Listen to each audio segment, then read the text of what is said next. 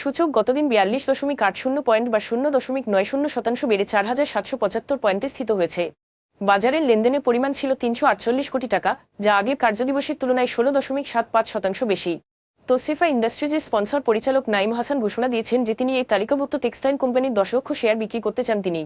অন্যদিকে managing director প্রায় 9.32 লক্ষ শেয়ার কেনার ইচ্ছা প্রকাশ করেছেন। প্রায় 9 মাস জেড ক্যাটাগরিতে থাকার পর আফতাব অটোমোবাইলস আবার এক ক্যাটাগরিতে ফিরে এসেছে। 2023-24 অর্থবছরের জন্য লভ্যাংশ ঘোষণার কারণে এই কোম্পানিটি পুনরায় এই ক্যাটাগরিতে উন্নীত হয়েছে। 2026 অর্থবছরের প্রথম প্রান্তিকে ন্যাশনাল টিউবস প্রায় 2 বছর পর আবার ত্রৈমাসিক লোকসানে গেছে। এই সময় তাদের শেয়ার প্রতি আয় এপস -77 পয়সা ছিল, যেখানে আগের বছরের একই সময়ে এপস ছিল 12 পয়সা পজিটিভ। মাগুরা গ্রুপের একটি কোম্পানির চলতি অর্থবছরের প্রথম প্রান্তিকের মুনাফা 13% কমে 3.01 কোটি টাকা থেকে নেমে 2.60 কোটি টাকায় দাঁড়িয়েছে, যা আগের অর্থবছরের একই ত্রৈমাসিকের তুলনায় বেশ কম।